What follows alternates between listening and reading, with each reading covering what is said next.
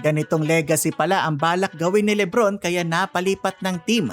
Nagsalita na si Draymond Green matapos mabigong i-recruit si LBJ. Ito pala daw ang dahilan. Daming magagandang balita ang lumabas ngayong araw. Hindi pala roster, pera o basketball fit ang pinakamalaking dahilan kung bakit hindi natuloy si LeBron James sa Golden State Warriors. Ayon kay Draymond Green, mga idol, posibleng isang bagay ang hindi talaga kayang takasan ni LeBron ang napakalalim nilang history bilang magkaribal. Ibinunyag naman ni Shams ang naging papel ni Jaylen Brown sa pag-recruit kay King James. Ito pala ang ultimate plan ni LeBron sa paglipat sa Philly. Dalawang NBA legends, mga idol, ang pumuri kay LBJ. Daming mahalagang balita ang lumabas ngayong araw. Sa latest episode ng The Draymond Green Show, ibinahagi ni Draymond ang kanyang pananaw kung bakit sa Philadelphia 76ers pumirma si LeBron sa halip na sumama kina Stephen Curry sa Warriors. Para kay Draymond, hindi raw problema ang Warriors organization o ang mga players nito. Naniniwala siya ang tunay na naging hadlang ay ang lahat na nangyari sa pagitan ni LeBron at Golden State noong kasagsagan ng kanilang rivalry. 4 na sunod na taon, mga idol, nagharap sa NBA Finals ang Cleveland Cavaliers ni LeBron at ang Warriors mula 2015 hanggang 2018. 3 sa 4 na sering iyon ay napanalunan ng Golden State. Kaya kung biglang sumama si LeBron sa team na ilang beses sumarang sa kanya sa pinakamalaking stage ng basketball, sigurado magiging matindi ang reaksyon ng mga fans. Ayon kay Dre, posibleng naisip ni LeBron na pupunahin siya at sasabihin kinailangan niya pang makipagsanib puwersa kay na Steph para manalo ulit. I ultimately don't think Brown was ever able to get over the history. He comes to the Warriors. Oh man, you went to team up with Steph. You had to go to them. Tandaan, mga idol, hindi ito direktang kumpirmasyon mula kay LeBron, kundi personal na paniniwala lamang ni Draymond tungkol sa naging desisyon ng long-time rival niya. Kung maalala nyo, ganito yung sinabi ni Kevin Durant nang lumipat siya sa Warriors.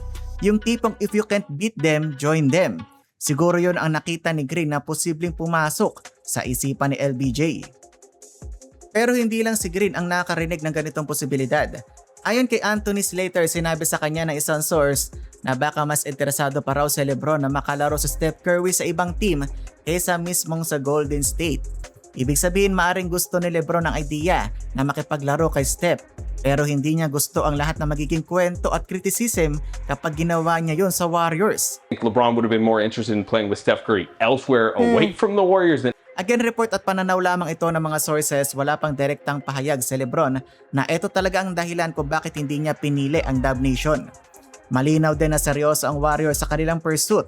Ayon sa ESPN, nag-opt out si Draymond Green sa kanyang kontrata para mabigyan sana ng financial flexibility ang Golden State habang sinusubukan nilang habulin si LeBron. Pero matapos hindi matuloy ang plano, bumalik din si Draymond sa Warriors sa 1-year deal na nagkakahalaga ng $27.7 million.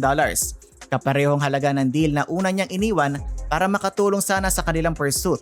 Ito yung sinasabi na plan B ng Warriors just in case hindi nga mapunta sa kanila si LBJ. Ngayon, mukhang handa na talagang tanggapin ng Golden State ang kasalukuyang sitwasyon nila. Ayon kay Anthony Slater, mga idol, okay lang daw sa Warriors na ibalik ang kanilang older core kahit 37 wins lang ang naitala nito at kahit naunawaan nilang maaring hindi sila kabilang sa pangunahing title contenders.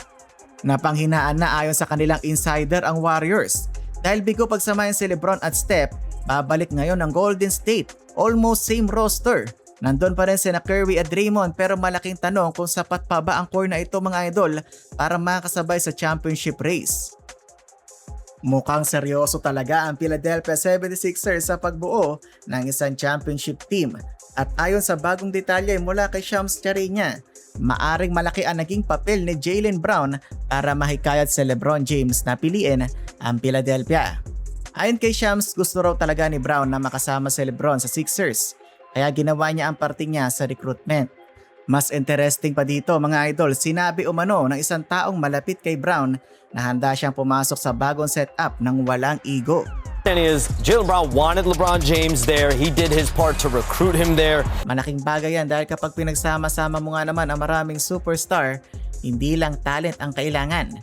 Kailangan ding malinaw kung sino ang hahawak ng bola, sino ang pangunahing scorer, at sino ang handang mag-adjust. Based sa report, mukhang willing naman etong si Brown na gawin kung ano ang kailangan para gumana ang partnership nila ni LeBron. At para sa Sixers legend na si Allen Iverson, malinaw kung anong expectation kapag dumating si LeBron sa Philadelphia, championship or bust. Ayon kay Iverson, mga idol, si LeBron ang klase ng player na agad nagpapataas ng tsansa ng kahit anong team na magkampiyon. Hindi lang daw dahil sa talento niya, kundi dahil sa leadership experience at dami ng mahirap na sitwasyong dinaanan niya sa buong karir. Pero aminado rin si Iverson na hindi sapat ang pangalan lang. Marami pa rin kailangan pabor sa Sixers sa buong season, lalo na pagdating sa health. Kahit gaano kalakas ang roster sa papel, mahirap manalo kapag hindi kompleto ang pangunahing player sa playoffs. Pero kung healthy ang lahat, naniniwala si Iverson na maaring si LeBron na nga ang kulang na piraso para maitulak ang Philadelphia sa championship level. I'm just happy, man. He brings a lot, you know what I mean? He really is the answer. At hindi lang si Iverson, mga idol, ang mataas ang tingin sa impact ni LeBron. Ito naging ka-rival pa ni King James.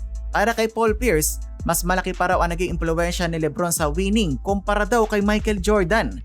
LeBron has the greatest of all time influence on winning. Influence on winning is greater than Jordan. Opinyon nito mga idol ni Pierce, pero ang punto niya, mula pa raw sa simula ng karir ni LeBron, anumang team ang salihan nito ay agad nagiging mas competitive. Binanggit din ni Paul Pierce ang ilang rosters na dinala ni LeBron hanggang NBA Finals. Para sa kanya, may mga pagkakataon parang binuhat talaga ni LeBron ang buong team para makarating sa NBA Finals. Kaya kahit nasa huling bahagi na si LeBron James ng kanyang karir, malinaw kung bakit napakalaki pa rin ang expectation sa kanya. Hindi lang siya tinitingnan bilang magaling na scorer. Ang tingin sa kanya ay isang player na kayang baguhin ang direksyon at mindset ng isang buong organisasyon.